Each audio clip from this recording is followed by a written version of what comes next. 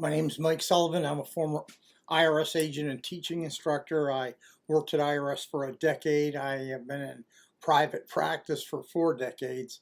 That makes me old anyway. Not only a former IRS agent, I actually was a teaching instructor for the offer and compromise.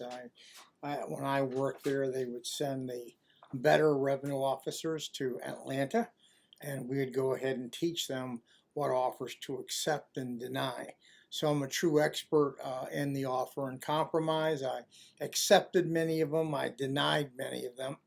So today, oh, by the way, this is the home of the 5-minute video or less. I try to give you the information you need not to waste your time and so I don't fall asleep. Anyway, my subject today is when's the best time to file an offer and compromise? And there is a best time. Make no mistake about it. First of all, don't believe a lot of the ads you see. A lot of them are bogus. They're trying to get you to call them. They're trying to take your money, promise you this, promise you that, and most of the time you don't know it, but you're actually speaking to a salesperson who's going to find a way to get in your pocket. That's what the bigger resolution companies do. Usually, if you call a smaller company who's done this a lot, they're going to be really honest with you. They're not speaking to a salesman. They're going to let you know whether you do qualify for the offer or not. So the very best time to file the offer is when you know you're absolutely eligible for that offer. So when are you eligible? You've got to make sure that your assets are in line and your income and expenses are in line.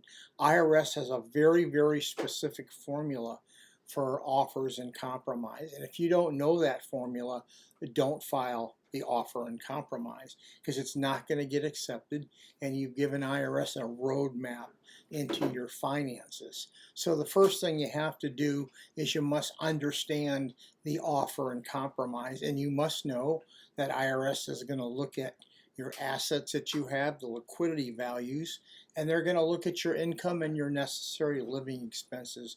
Those are the two things that drive the offer and compromise.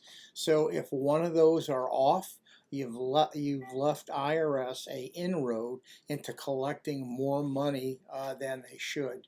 So for instance, if you have $50,000 in your IRA and it's sitting there, IRS is going to include that in your offer and compromise. You have equity in your home, IRS is going to include that in your offer and compromise.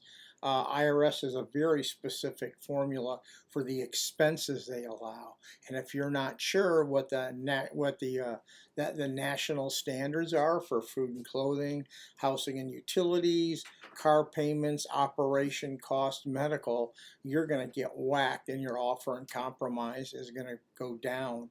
I mean, it's going to shoot way up, and you've left IRS, like I said, an inroad to get a high part pay agreement for you. So there is a very specific time when you should file the offer, and that is once again after you know the exact formula that they want, and then all your paperwork lines up with the accepted formulas that they want.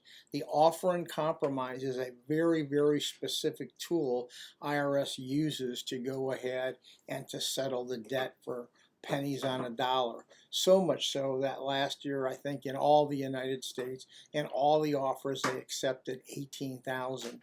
So if you're going to go ahead and want to do an offer, you got to speak to someone who knows that very specific formula, or you're going to open IRS really into your life. For us, I have to see your financial statement that would go into IRS. I have to see it. I have to review it. If not, I would never submit an offer and compromise. Anyone that you call that says, yeah, we can do the offer and you haven't submitted the financial statement, yeah, they're bogus. They're ready to rip you off. So unless you're giving that information to a third party, and like I said, they're reviewing it, you're not going to get that offer through. You also want to be current. You want to have your estimate payments made. You want to have your withholding up to date. There's a lot of things that make this offer go down.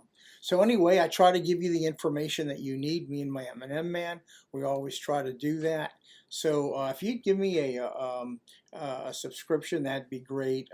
It's only because YouTube values subscriptions, and the more you have, the more they bump your stuff up. So if you have questions, you can go ahead and leave comments. I usually make YouTubes out of the questions you ask. I can give you a consultation, or if you need expert representation and affordable representation, we can do that. Like I said, I have about a 97-98% close rate on offers, but with that said, I know the offers that are going to go through.